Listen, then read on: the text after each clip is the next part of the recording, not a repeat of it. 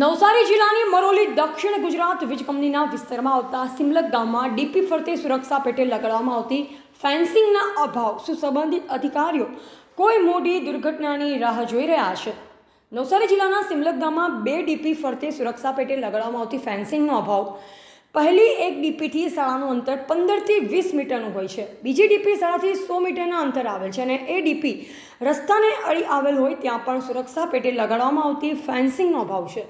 આ બંને ડીપીઓ પર સુરક્ષા પેટે લગાડવામાં આવતી ફેન્સિંગનો અભાવ છે। શોર્ટ સર્કિટ થયો અને કોઈ મોટી દુર્ઘટના ઘટી તો ઘટનાનો જવાબદાર કોણ? જાગૃત નાગરિક દ્વારા વારંવાર રજૂઆત કરાતા સંબંધિત અધિકારી દ્વારા જણાવવામાં આવે છે, ઓર્ડર આપવામાં આવ્યો છે। છેલ્લા 3 મહિના અંદર આ એક જ જવાબ સંબંધિત અધિકારીઓ દ્વારા આપવામાં આવી રહ્યો છે। આ વિડીયોમાં દેખાઈ રહ્યું છે કે અહીંયાથી મોટા પ્રમાણમાં વિદ્યાર્થીઓ પસાર થાય છે। સુમરોલી દક્ષિણ ગુજરાત વીજ કંપનીના સંબંધિત અધિકારીઓ કોઈ મોટી દુર્ઘટનાની રાહ જોઈ રહ્યા છે।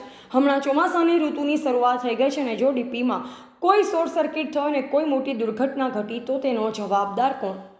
જ્યારે બીજી તરફ ડાભેલ ગ્રામ પંચાયતના બાજુમાં છેલ્લા કેટલાક મહિનાઓથી ડીપી ફરતે સુરક્ષા પેટે લગાડવામાં આવતી ફેન્સિંગ તૂટેલ હાલતમાં છે। ડીપીની આજુબાજુ જે ફેન્સિંગ કરવામાં આવે છે જેના કારણે શોર્ટ સર્કિટ જેવી ભયજનક દુર્ઘટના ઘટે તો લોકોને પૂરતી સુરક્ષા મળી રહે, પરંતુ આ ડીપી ફરતે કરવામાં આવેલ ફેન્સિંગ છેલ્લા કેટલાક દિવસથી તૂટી ગયેલ છે।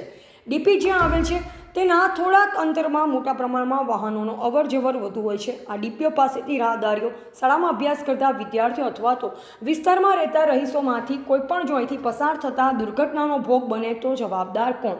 ખાસ કરી આમાં અસર વિદ્યાર્થીઓને વધુ થઈ શકે છે। સંબંધિત અધિકારીઓ દ્વારા આ સમસ્યાનો વહેલી તકે ઉકેલ લાવે તેવી લોકમાંગ ઉઠવા પામી છે। ટીવી18 ન્યૂઝ નેટવર્ક સાથે રિપોર્ટર રસિક વાણા, નવસારી।